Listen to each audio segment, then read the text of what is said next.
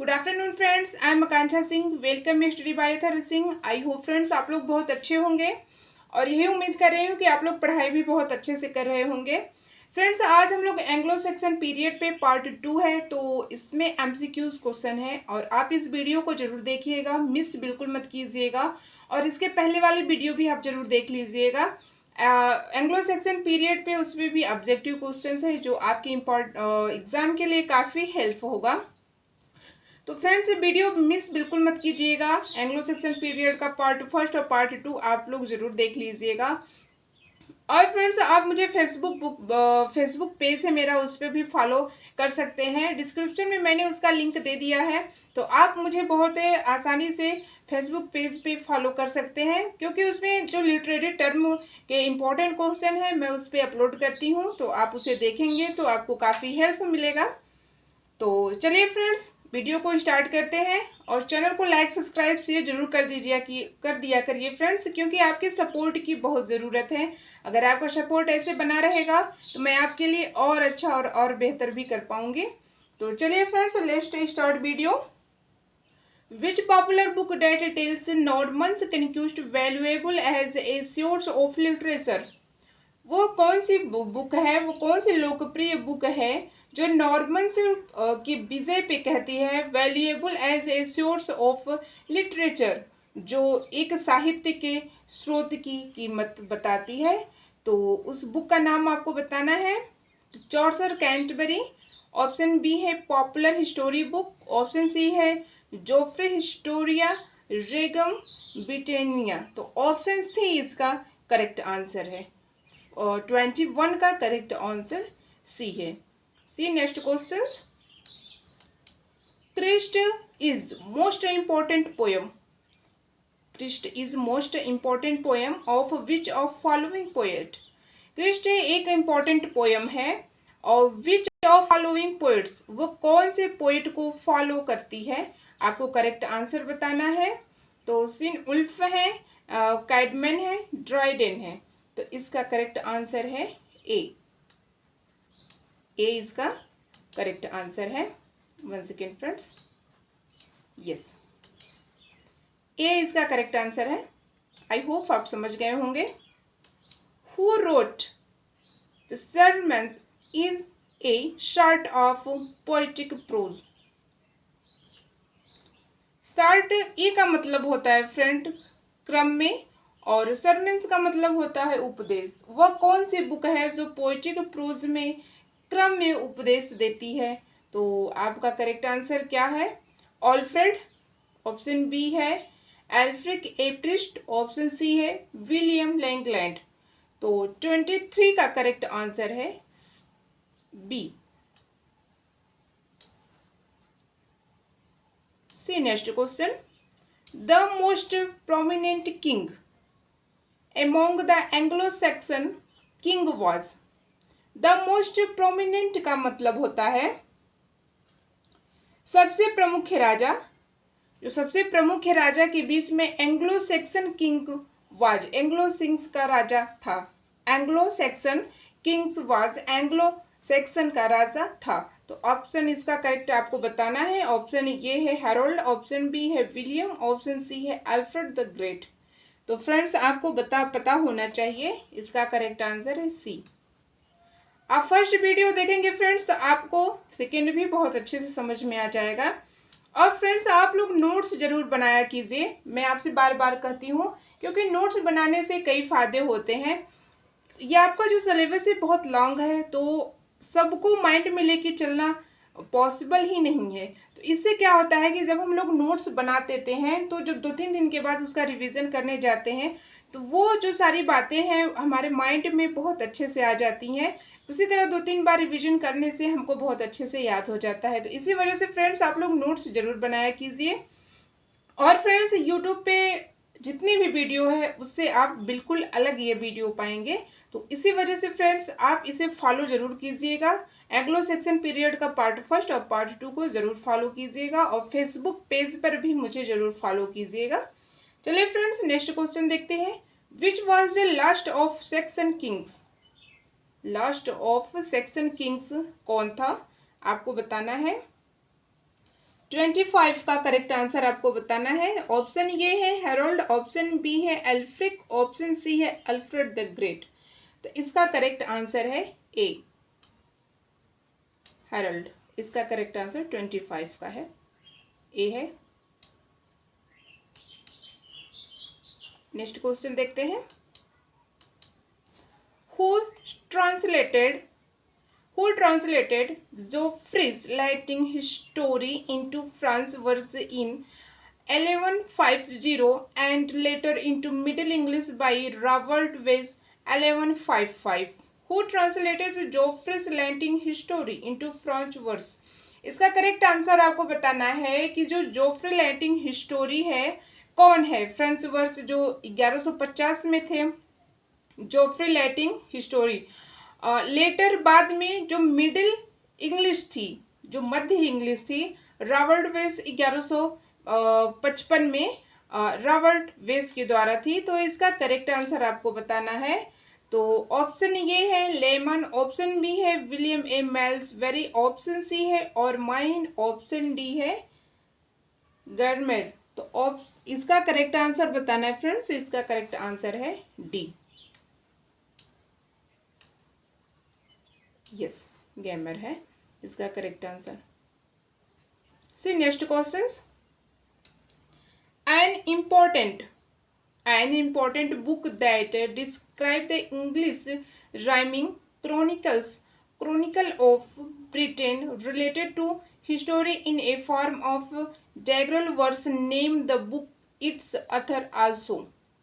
An important book जो महत्वपूर्ण क्या है बुक है इंग्लिश राइमिंग में मतलब कि इसका हिंदी देख लेते हैं। डिस्क्राइब्स द इंग्लिश राइमिंग मतलब अंग्रेजी राइमिंग का जो वर्णन करता है। क्रोनिकल्स ब्रिटेन रिलेटेड है। History in a form of doggerel का मतलब होता है खोटा। Verse name book is author also, तो उस बुक का नाम बताना है और अथर का नाम बताना है। तो इसका करेक्ट आंसर 27 का ए है। ब्रूट बाय लेमन 1199-1215 इसका करेक्ट आंसर है। अब नेक्स्ट क्वेश्चन देखते हैं friends. Name the book which gives an interpretation of Bible and a history of Norman conquest। इसका करेक्ट आंसर आपको बताना है कि नेम द बुक का नाम है which gives an जो देता है, इंटरप्रिटेशन मतलब व्याख्या होता है बाइबल का, एंड और हिस्टोरी ऑफ नॉर्मन कन्क्यूस्ट जो नॉर्मन को विजय दिलाता है। तो उसका करेक्ट आंसर आपको बताना है। इसका हिंदी यही होगा फ्रेंड्स कि जो बाइबल का व्याख्या कराता है और उस बुक का नाम जो देता है, और हिस्टोरी ऑफ नॉर्मन कन्क्यूस्ट जो नॉर्मन पर विजय दिलाता है, तो उसका नाम आपको बताना है। लेमेंस ब्रूट और रोमन डीम ब्रूट 1155, और बी है और मुलम बाई औरम और माइन 12th सेंचुरी। तो इसका करेक्ट आंसर आपको बताना है फ्रेंड्स। आई थिंक इसका करेक्ट आंसर होगा बी।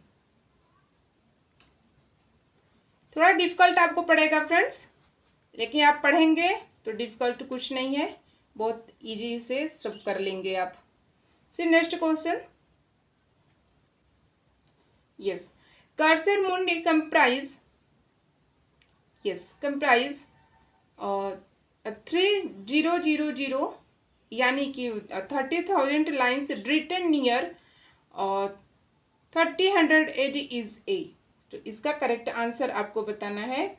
तो 29 का होगा, करेक्ट आंसर है C, all the them. Middle English historical prose थी, और जो Middle English historical and religious poem थी। इसका यही करेक्ट आंसर होगा फ्रेंड्स। उसमें जो है 30,000 उसकी लाइन थी, और वह जो है 1300 के आसपास लिखा गया था। तो आल सभी है, मिडिल इंग्लिश से हिस्टोरिकल प्रोज था और मिडिल इंग्लिश से हिस्टोरिकल एंड रिलीजियस पोएम था। आई होप फ्रेंड्स आपको समझ में आ गया होगा।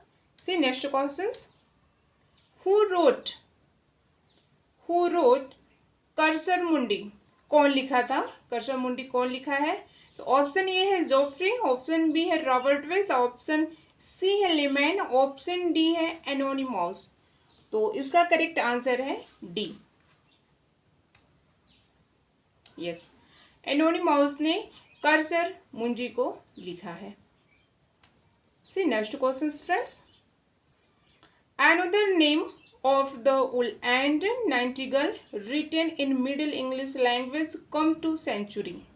another name जो है the wool and the nightingale है, written in middle English की जो है मिडिल इंग्लिश जो मध्य इंग्लिश थी उसमें लिखा है लैंग्वेज कम टू सेंचुरी, उसकी जो भाषा है 2 सेंचुरी है। तो इसका करेक्ट आंसर आपको बताना है। ऑप्शन ए है owl and the nightingale, option B है mule and the nightingale, option C है legs land satire, option D है एलिंगुलकल नेचर। तो 31 का करेक्ट आंसर होगा friends A, owl and Nightingale.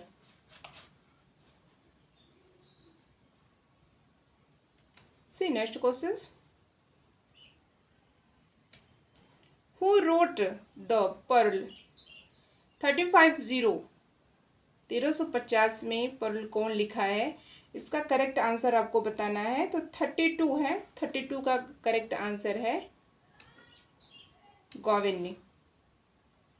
इसका करेक्ट आंसर बी है। How many books, just moment, how many books are there in the collection of the Pearl? जो Pearl book है, how many, उसका collection क्या है, उसका collection कितना है आपको बताना है।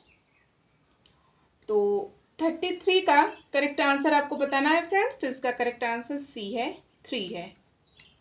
पर्ल बुक का जो कलेक्शन है, उसका जो समूह है वह 3 है। See next question, when did मंगना कार्टा लिबर्टम अपीयर? व्हेन, जब, मांगा कार्टा लिबर्टम अपीयर। तो इसका करेक्ट आंसर आपको बताना है। तो 34 का करेक्ट आंसर है डी। यस, 15 जून 1215 में। See next question, Ancren rival guide for Ancruz by 3 religious female writer appeared in the 13th century in A।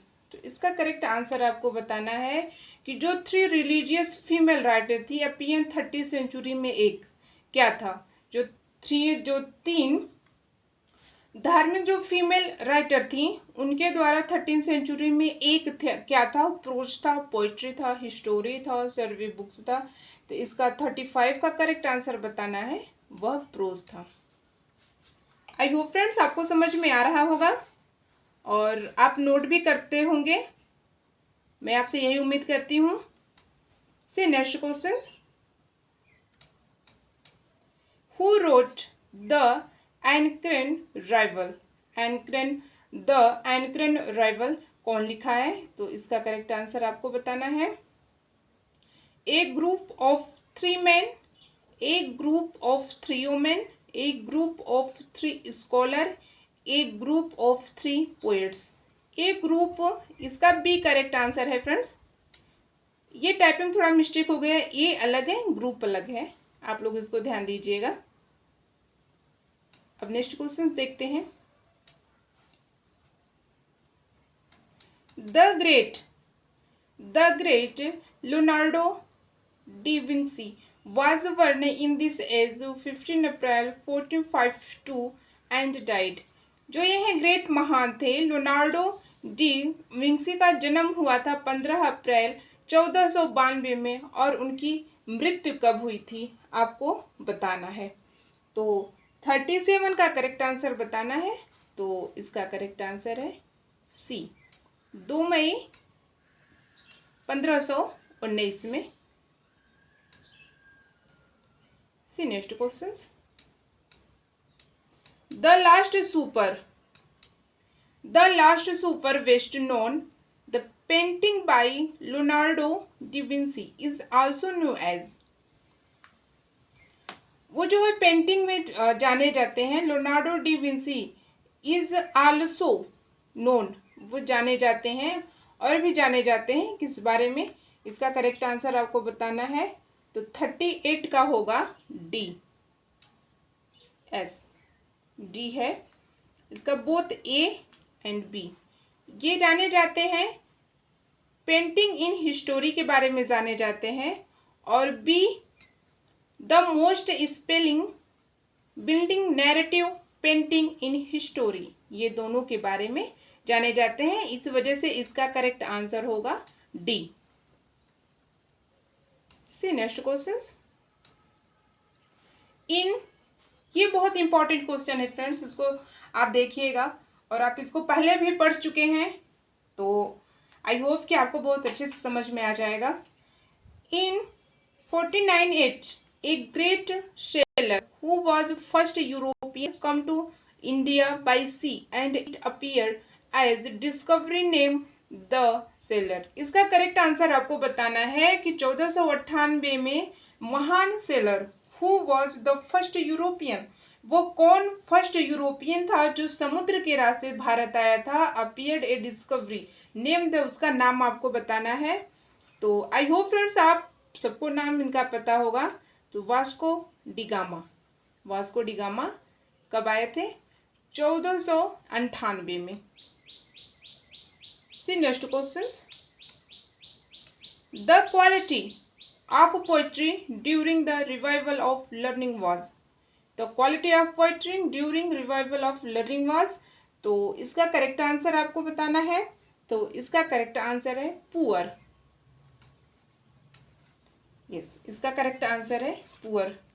I hope friends आपको बहुत अच्छा लगा होगा, और आप लोग कमेंट बॉक्स में ज़रूर बताइएगा, और आपको कोई भी प्रॉब्लम हो आप कमेंट बॉक्स में ज़रूर बता सकते हैं।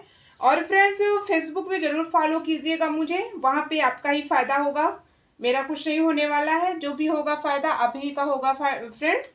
तो इसी वजह से ऐसे ही इंपॉर्टेंट क्वेश्चंस के साथ फिर मिलते हैं नेक्स्ट वीडियो में। तब तक के लिए मैं आकांक्षा सिंह आपसे इजाज़त चाहती हूँ। पढ़ते रहिए, मस्त रहिए। जय हिंद, जय भारत।